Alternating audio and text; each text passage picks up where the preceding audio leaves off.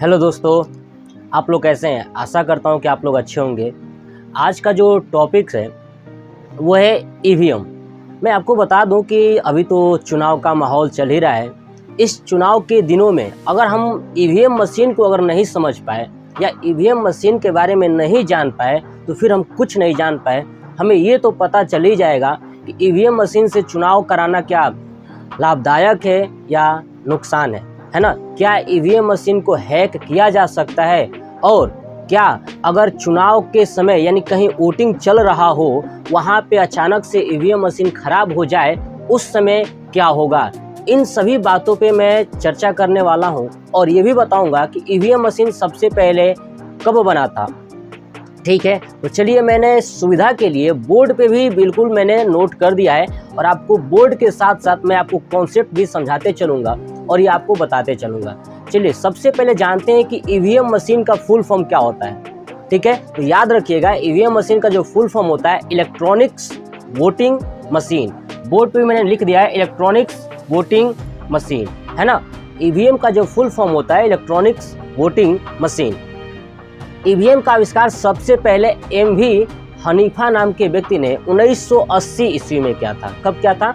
1980 ईस्वी में। यानी ईवीएम मशीन का सबसे पहले आविष्कार जो है कि किसने किया था? एमवी हनीफा नामक व्यक्ति ने, जो 1980 में बनाया था। लेकिन ये ईवीएम मशीन चुनाव के लिए नहीं बना था, ये बना था मतगणना करने के लिए, यानी जनगणना करने के लिए, लोगों की गिनती करने के लिए। उस समय जब बनाया गया था 1980 में एमवी हनीफा ने बनाया था तो वो जनगणना के लिए बनाया गया था। तो इन्होंने क्या किया, एमवी हनीफा ने जनगणना के लिए ये मशीन बनाया। तो इन्होंने मान्यता प्राप्त किया। कब मान्यता प्राप्त किया? 15 अक्टूबर 1980 ईस्वी को इन्होंने रजिस्ट्रेशन कराया इलेक्ट्रॉनिक संचालित मतगणना के नाम से। यानी जो मशीन बनाया उस मशीन का रजिस्ट्रेशन करवाया गवर्नमेंट के थ्रू इलेक्ट्रॉनिक संचालित मतगणना के नाम से 15 अक्टूबर 1980 ईस्वी को। जब इन्होंने रजिस्ट्रेशन कराया तो भारत चुनाव आयोग यानी निर्वाचन आयोग इलेक्शन कमीशन ने सोचा कि ये मतगणना वाली मशीन का प्रयोग हम क्यों न चुनाव के लिए करें।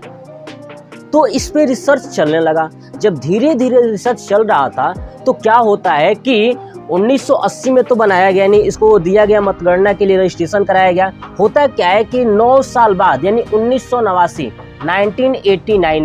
1989 में भारत निर्वाचन आयोग यानी इलेक्शन कमीशन जो है उसने डिसाइड करता है कि क्यों न जो मशीन है जिसका मतगणना करने के लिए प्रयोग किया जाता है मतगणना के लिए, इस मशीन का हम चुनाव में प्रयोग करें। तो उसके लिए ECIL electronics corporation of India limited की सहायता लेता है और सहायता लेने के साथ साथ ईवीएम मशीन का ऑर्डर देता है कि ईवीएम मशीन बनाया जाए चुनाव के लिए, है ना, चुनाव के लिए। तो सबसे पहले जब सोचा गया कि चलो चुनाव के लिए इस ईवीएम मशीन को बनाते हैं तो हुआ क्या कि ईवीएम मशीन का डिजाइन करना बहुत जरूरी था कि आखिर में किस शेप का बनेगा, किस साइज का बनेगा। ठीक है, तो IIT मुंबई ने डिजाइन किया। जो IIT कॉलेज मुंबई का है उन्होंने ईवीएम मशीन का डिजाइन किया। ईवीएम मशीन का जब IIT मुंबई ने डिजाइन कर दिया, ठीक है, तो डिजाइन करने के बाद जो है कि ईवीएम मशीन बन के तैयार हो गया। जब ईवीएम मशीन बन के तैयार हो गया तो बात आती है कि इसका प्रयोग कब किया जाए। ठीक है, यानी प्रयोग कैसे होगा। तो सबसे पहले ईवीएम मशीन का जो प्रयोग किया गया था वो मैंने लिखा हुआ है 1998।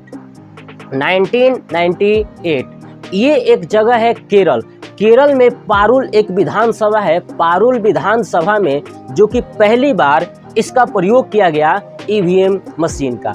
ईवीएम मशीन का केरल के पारुल में सबसे पहले प्रयोग किया गया। कुछ जगहों पे यानी पारुल विधानसभा के कुछ जगहों पे और बड़ी ही सक्सेसफुल रहा। तो भारतीय चुनाव आयोग यानी भारत चुनाव आयोग यानी निर्वाचन आयोग ने देखा कि जब ये सफल रहा तो क्यों न इस प्रक्रिया को और बढ़ाया जाए। फिर क्या करता है कि एक साल बाद 1999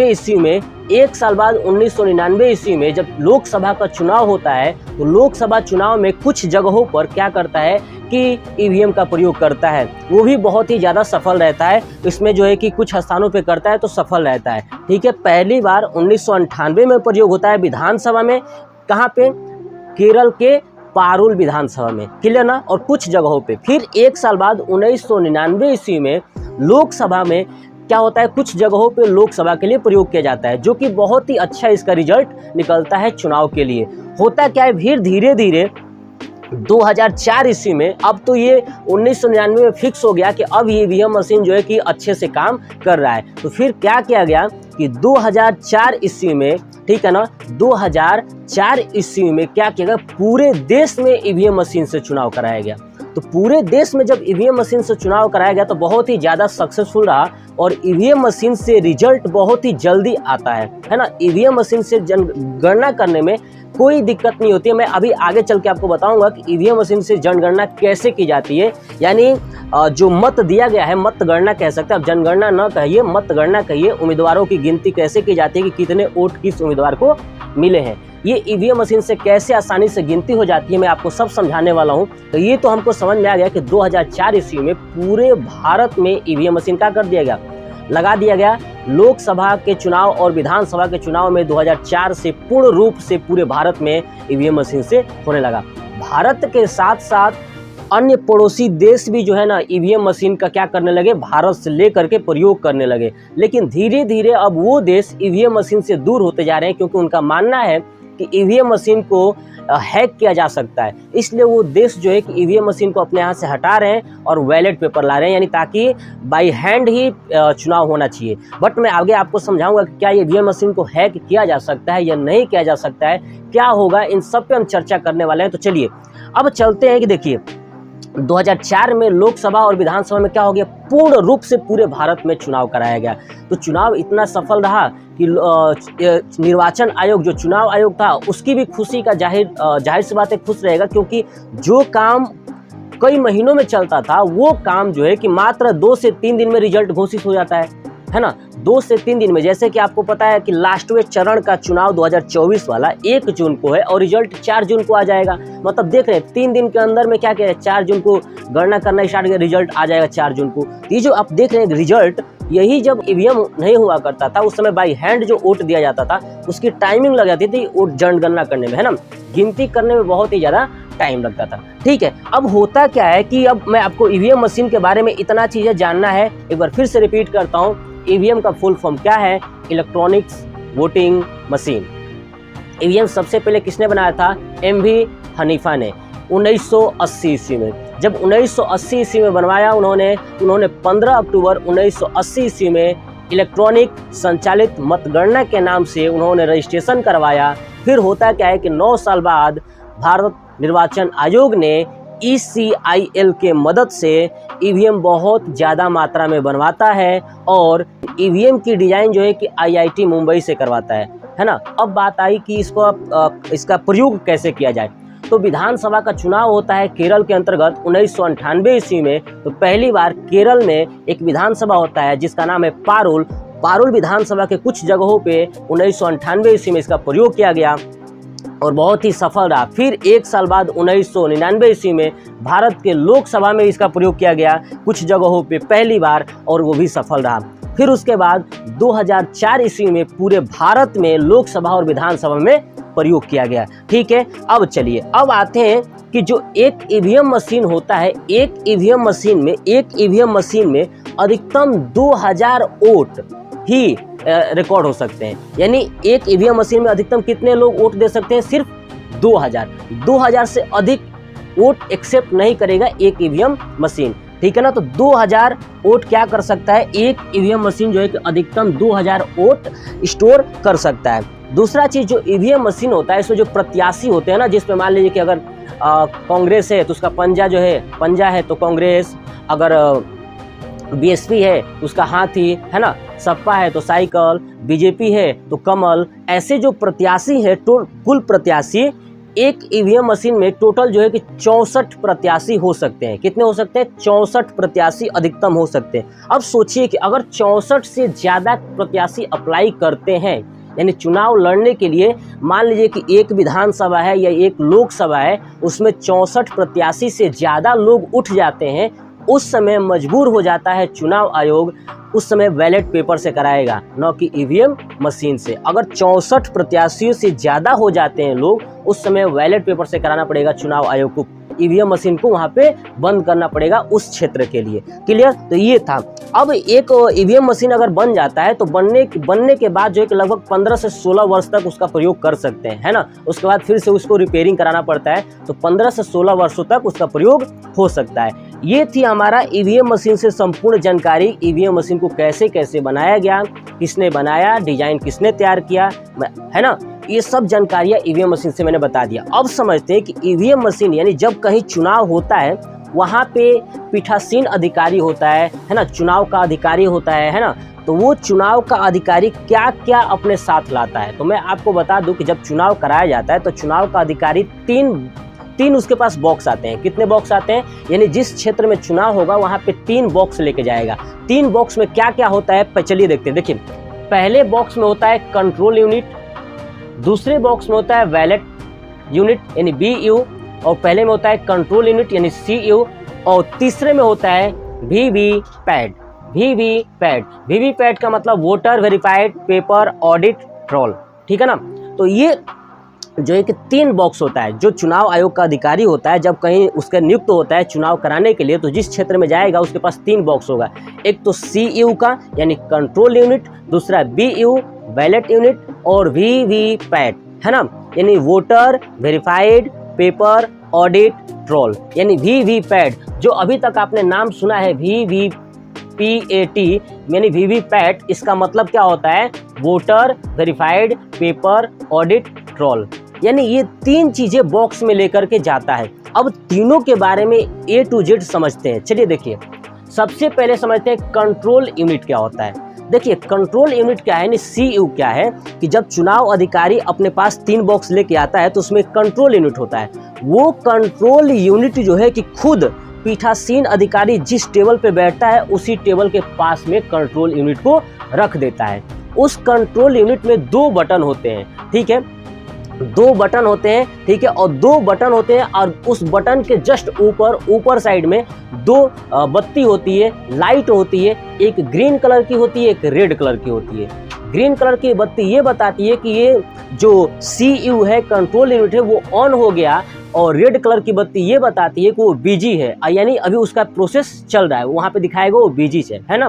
तो ये 2 प्रकार की लाइट होती है, नीचे जो है कि 2 बटन होते हैं, ठीक है। ये है कंट्रोल यूनिट, पीठासीन अधिकारी रखता है। अब पीठासीन अधिकारी अपने पास क्यों रखता है, तो मैं आपको बता दूं कि पीठासीन अधिकारी क्या करता है कि ये जो तीनों बॉक्स थे ना उसके पास, कौन कौन सा, CU, BU, VVPAT। VVPAT यानी voter verified paper audit troll, CU control unit, BU ballot unit. ये जो इसके पास तीनों होता है, इस तीनों में से जो कंट्रोल यूनिट होता है वो किसके पास होता है, पीठासीन अधिकारी के पास।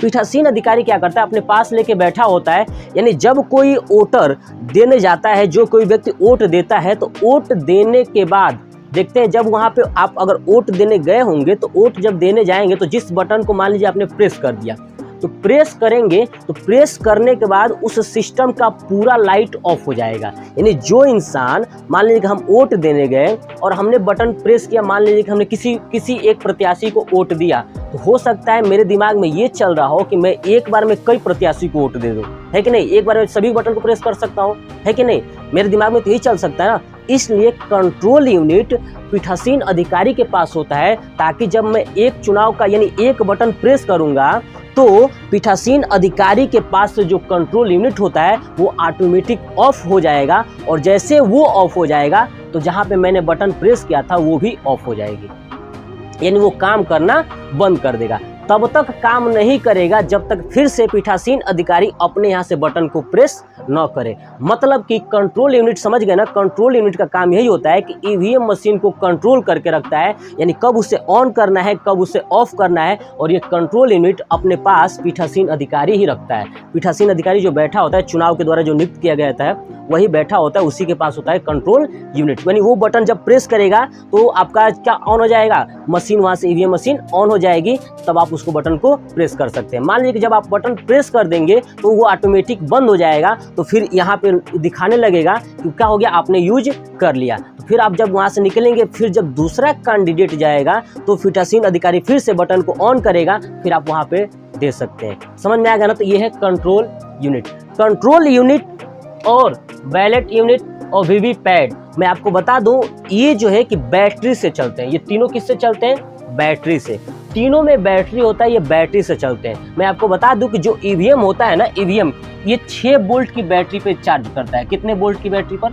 6 वोल्ट के बैटरी पर ये वर्क करता है, यानी 6 वोल्ट की बैटरी इसके अंदर होती है, इस पे ये वर्क करता है। तो मैंने आपको बता दिया कंट्रोल यूनिट क्या होता है। तो कंट्रोल करना होता है, ठीक है। जितनी भी चुनाव की चीजें होती है उसको कंट्रोल कौन करता है? पीठासीन अधिकारी, जो अपने पास कंट्रोल यूनिट लेके बैठा होता है। चलिए अब समझते हैं कि वैलेट यूनिट क्या है। देखिए वैलेट यूनिट क्या होता है, यानी VU कि जिस पे हम लोग बटन को प्रेस करते हैं ना, जिसमें प्रत्याशी लिखे होते हैं, जिसमें प्रत्याशी बहुत सारे होते हैं, उस बटन को प्रेस कर रहे होते हैं, उसी को बोलते हैं वैलेट यूनिट। यानी उसी में आपको क्या करना है? बटन को प्रेस करना है। जब आप वहाँ पे वैलेट यूनिट में प्रेस करेंगे बटन को, तो प्रत्याशी जिस पे भी उस पे होंगे वो सब वैलेट यूनिट पे होते हैं, ठीक है। अब जो वैलेट यूनिट होता है वो वीवीपैट से, देखिए वैलेट यूनिट वीवीपैट से जुड़ा रहता है और ये दोनों जो है कि कंट्रोल यूनिट से जुड़ा रहता है। इन तीनों आपस में जुड़े होते हैं। ये पीठासीन अधिकारी के पास होता है और जो वैलेट यूनिट होता है, ये वैलेट यूनिट बीच में हम लोग बटन को प्रेस करते हैं, जिसपे प्रत्याशियों का फोटो होता है, उसका बटन होता है, चिन्ह होता है, ठीक है, वो वैलेट यूनिट में होता है। तो वैलेट यूनिट हम लोग उपयोग करते हैं, कंट्रोल यूनिट पीठासीन अधिकारी उपयोग करता है और वीवीपैट। अब समझते हैं, देखिए पहले इसको समझ लेते हैं वैलेट यूनिट, ठीक है। देखिए वैलेट यूनिट में मतलब कि अगर एक वैलेट यूनिट है उसमें टोटल 16 प्रत्याशी हो सकते हैं। कितने प्रत्याशी हो सकते हैं? मात्र 16 प्रत्याशी एक वैलेट यूनिट में, जो यानी जिस पे हम बटन प्रेस करते हैं। अब आप जाइएगा चुनाव में तो उसको गिनिएगा कि कितने हैं टोटल बटन, तो 1 2 गिनेंगे तो टोटल 16 बटन होंगे। 16 बटन में जो लास्ट वाला बटन होता है वो नोटा का होता है। किसका होता है? नोटा का। किसका होता है? नोटा का। नोटा वाला जो बटन होता है, ठीक है, लास्ट वाला जो 16 नंबर पे होता है वो नोटा का बटन होता है। तो वैलेट यूनिट समझ में आ गया। वैलेट यूनिट क्या है? जिससे हम लोग बटन को प्रेस करते हैं, ठीक है। अब देखिए ये नोटा वाला जो बटन होता है लास्ट में होता है, इसमें टोटल कितने प्रत्याशी होते हैं एक वैलेट यूनिट में? तो 16। कितने होते हैं? 16।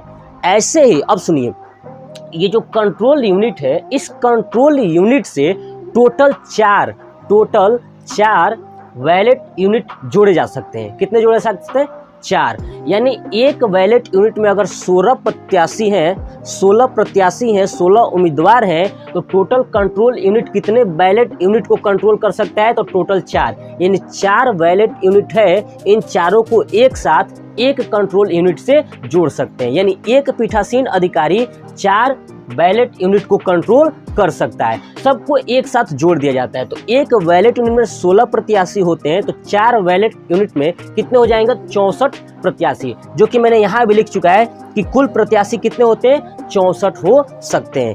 तो आपको ये समझ में आ गया होगा कि जो बैलेट पेपर होता है उसमें वोट दिया जाता है, जो कंट्रोल यूनिट होता है उस बैलेट पेपर को कंट्रोल करता है, ठीक है। तो ये दोनों चीजें आपको समझ में आ गई। एक बात और बता दूं कि जो कंट्रोल यूनिट है वो बैलेट यूनिट से जुड़ा होता है, यानी पीठासीन अधिकारी का सीधे कनेक्शन कहाँ से होता है? बैलेट यूनिट से, है ना। ये टोटल जो है कि जोड़ने का रीजन होता है 5 मीटर का केबल होता है, ठीक है। कितने मीटर का? 5 मीटर का केबल होता है। 5 मीटर के केबल से कंट्रोल यूनिट और वैलेट यूनिट को जोड़ दिया गया होता है, और ये कंट्रोल यूनिट पीठासीन अधिकारी के पास होता है और वैलेट यूनिट कुछ दूरी पे होता है जहां पे हम लोग वोट देते हैं। अब देखिए वैलेट यूनिट और वीवीपैट यानी voter verified paper audit troll, ये जो वीवीपैट होता है, वीवीपैट और वैलेट यूनिट दोनों पास पास होते हैं। क्या होते हैं? दोनों पास में होते हैं। जब आप वोट देने जाएंगे तो एक बॉक्स जो होता है ना, उस बॉक्स के में ही वीवीपैट होता है और वैलेट यूनिट होता है ना। वीवीपैट वाला बड़ा बॉक्स होता है और जिस पे हम बटन प्रेस करते हैं वो होता है वैलेट यूनिट। अब चलिए वीवीपैट, मैं आपको ये एक बात बता दूं कि जब पहले चुनाव होता था ना, यानी 2014 से पहले का जब भी चुनाव होता था उसमें सिर्फ 2 ही चीज का प्रयोग होता था। किसका किसका? तो कंट्रोल यूनिट और वैलेट यूनिट, क्योंकि 2004 में पहली बार ईवीएम का भी प्रयोग किया गया था पूरे भारत में, तो उस समय केवल 2 ही चीज था, कंट्रोल यूनिट और वैलेट यूनिट। तो कंट्रोल यूनिट और वैलेट यूनिट का ही प्रयोग होता था। लेकिन धीरे धीरे जब ये 2014 का चुनाव हुआ तो उसके पहले यानी 2013 में लोगों का कहना ये था कि जब आप कंट्रोल यूनिट और बैलेट यूनिट से पेपर करा रहे हो तो जो आम नागरिक वोट दे रहा है उसको कैसे पता चलेगा कि जो बैलेट यूनिट है और कंट्रोल यूनिट यानी बैलेट यूनिट में जो पेपर वोट बटन को प्रेस कर रहा है उसको कैसे पता चलेगा क्या वो सच में जिस प्रत्याशी को उसने दिया है उसी को वोट जा रहा है, कैसे पता चलेगा। तो इसमें बहस हो गई। तो बहस होने के बाद क्या किया गया कि एक मशीन बनाएगा वीवीपैट। क्या बनाया गया? वीवीपैट। तो इस वीवीपैट का मैंने बता दिया कि voter verified paper audit roll होता है। तो वीवीपैट का प्रयोग किस लिए किया गया? तो वीवीपैट में आप क्या करोगे कि बैलेट यूनिट में जिस प्रत्याशी को आप वोट दोगे ना, वो वीवीपैट में एक छोटा सा डिस्प्ले होता है, उस डिस्प्ले पे दिखाएगा कि आपने कांग्रेस को वोट दिया है, यानी पंजा को दिया है, या हाथी को दिया है, या साइकिल को दिया है। तो उसमें क्या किया जाएगा, उसको दिखाएगा। उस किस पे? वीवीपैट पे। उस पर छोटा सा एक डिस्प्ले होता है और उस डिस्प्ले पे क्या करता है, वो दिखाएगा।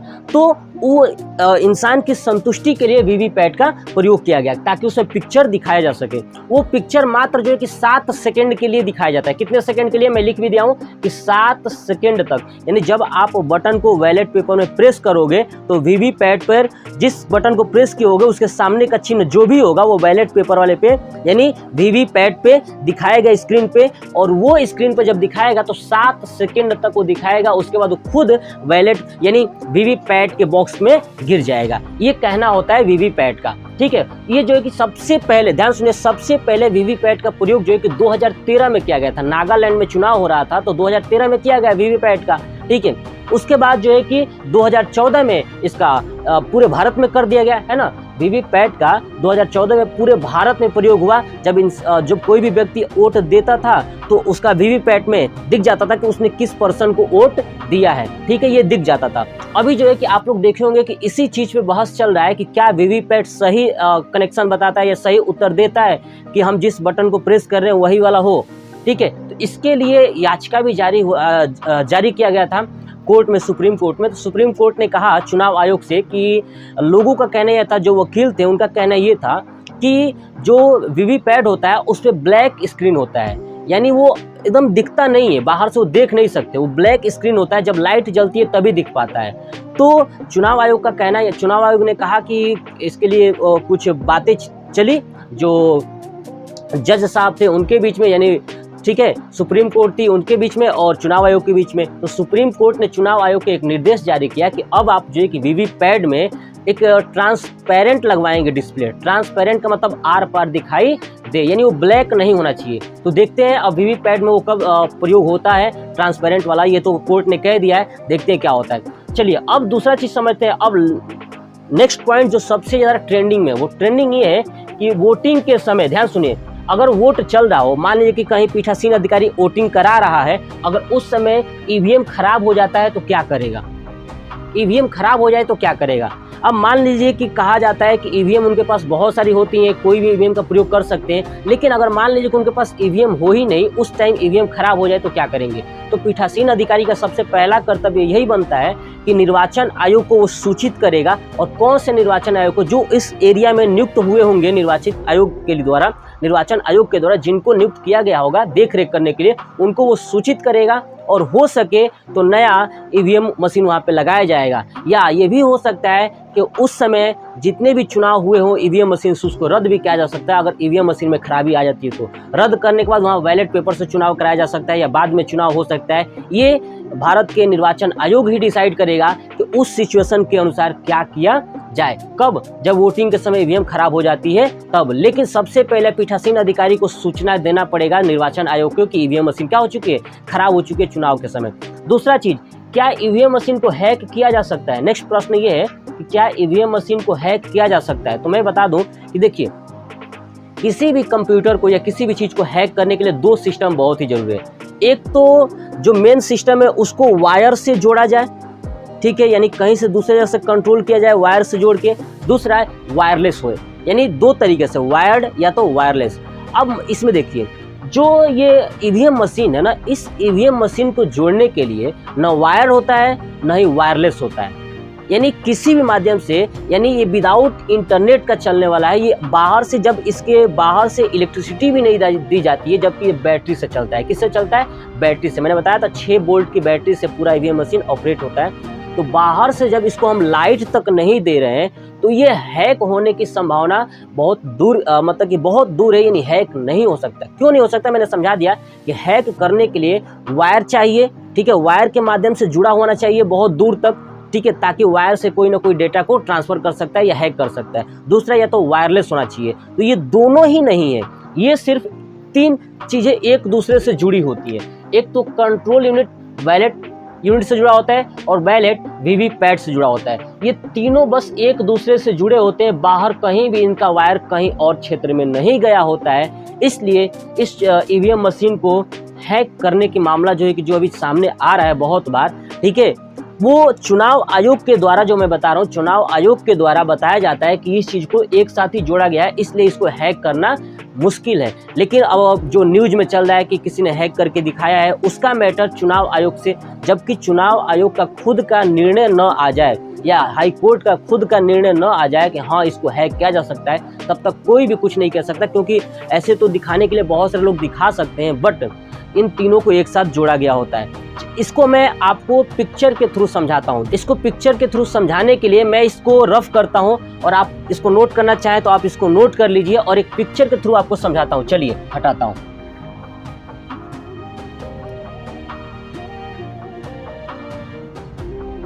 देखिए, ये मान लेता हूँ ये है हमारा वीवी पैड, है ना, VVPAT यानी वीवीपैट वाला जो बॉक्स है ये है, ठीक है। इसी के पास में होता है, ध्यान से सुनिएगा, इसी के पास में होता है BU, ठीक है, यानी बैलेट यूनिट, ठीक है। उसके बाद एक होता है CU यानी कंट्रोल यूनिट। ध्यान सुनिए, ये होता है पीठासीन अधिकारी के पास, और यहाँ से, ठीक है ना, ये बैलेट यूनिट को 5 मीटर केबल के साथ जोड़ा गया होता है। कितने मीटर? 5 मीटर केबल, यानी जो पीठासीन अधिकारी होता है वैलेट यूनिट से, ठीक है, 5 मीटर दूर रहता है। क्लियर? और ये वैलेट यूनिट वीवीपैट से जुड़ा होता है, जो दोनों पास में ही होते हैं। दोनों क्या होते हैं? पास में ही होते हैं। होता क्या है कि वैलेट यूनिट पे प्रत्याशियों का नाम होता है और चुनाव चिन्ह होता है, और साइड में लाइट होती है, ठीक है। जब इस पे प्रत्याशी जो है कि प्रत्याशियों का वोट दिया जाता है तो लाइट ऑन हो जाती है, और ये प्रत्याशी का चिन्ह जो है कि हमें वीवीपैट में दिखाई देता है। किस में दिखाई देता है? वीवीपैट में। जब कोई प्रत्याशी जो है कि एक बार बटन को प्रेस किया तो यहाँ से 2 बटन होता है। मैंने आपको बताया था कि जो कंट्रोल यूनिट होता है उसमें 2 बटन होता है, एक होता है रेड और एक होता है ग्रीन। तो रेड और ग्रीन जो है कि क्या हो जाएगा कि ऑफ हो जाएगा, ये पता चल जाएगा कि आपने इसका प्रयोग कर दिया। तो ये कनेक्ट इसके साथ होता है। यहाँ पे पीठासीन अधिकारी जो बैठा होता है वो कंट्रोल करके रखता है BU को और वीवीपैट को, यानी एक बार से अधिक वोट आप नहीं दे सकते। एक बार से अधिक वोट तब देंगे, जैसे कि मान लीजिए कि मैंने बटन प्रेस किया, तो बटन प्रेस किया तो यहाँ से ये ऑफ हो जाएगा। ये वाला सिस्टम BU क्या होगा? CU के पास से ऑफ हो जाएगा। तब तक ऑफ रहेगा जब तक ये पीठासीन अधिकारी बटन को प्रेस करके ऑन न करे। तो जब बटन को प्रेस करेगा तो ये BU फिर से काम करेगा, ठीक है। तो ये ऐसे प्रोसेस पे ये काम करता है कौन? EVM machine. तो आपको ये जानकारियाँ EVM मशीन से रिलेटेड जितना भी जानकारी मैंने बताया है, आपको ये जानकारी कैसा लगा? आप ज़्यादा से ज़्यादा लोगों तक ये बात पहुंचा दीजिए कि EVM मशीन की कैसे वर्किंग होता है, किस प्रोसेस के द्वारा वर्क करता है। और मैं चाहूँगा कि इस वीडियो को बहुत दूर तक भारत के हर लोगों के पास पहुँचाए, ताकि सभी लोगों को ये जानकारियाँ मिल सके कि EVM मशीन क्या है, EVM मशीन को हैक किया जा सकता है कि नहीं किया जा सकता है। EVM मशीन वोटिंग के समय अगर EVM मशीन खराब हो जाए तो उस समय क्या होना चाहिए, EVM मशीन का आविष्कार किसने किया था, ये सब जानकारियाँ आपको होना ही चाहिए। तो आपको ये वीडियो कैसा लगा कमेंट बॉक्स में कमेंट करके ज़रूर बताइएगा। जय हिंद, जय भारत, वंदे मातरम।